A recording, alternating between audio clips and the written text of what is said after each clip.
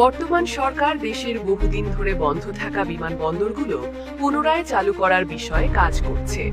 বেসামরিক বিমান পরিবহন ও পর্যটন প্রতিমন্ত্রী এম রশিদুজ্জামান মিল্লাত শুক্রবার জানান, ঠাকুরগাঁও ও বগুড়ার মতো বন্ধ হওয়া বিমানবন্দরগুলো আবার চালু করার উদ্যোগ নেওয়া হচ্ছে। প্রতিমন্ত্রী বলেন, বিগত সময়ে বিভিন্ন কারণে দেশের কিছু বিমানবন্দর কার্যক্রম বন্ধ হয়ে গিয়েছিল। এখন সরকারের পরিকল্পনা হলো এই বন্ধ থাকা বিমানবন্দরগুলোকে প্রথমেই পুনরুজ্জীবিত করা, যাতে দেশের ভেতরে ও বাইরে চলাচল সহজ হয় এবং স্থানীয়ভাবে উন্নয়ন ত্বরান্বিত হয়। সেই সাথে তিনি আরো জানান, নতুন কোনো বিমানবন্দর নির্মাণের পরিকল্পনা থাকলেও সেই পরিকল্পনা বাস্তবায়নের আগে পুরনো বিমানবন্দরগুলোকে আবার কাজে লাগানো হবে। ভবিষ্যতে নতুন বিমানবন্দর করা হলে তা হবে ময়মনসিংহ বিভাগের মধ্যে।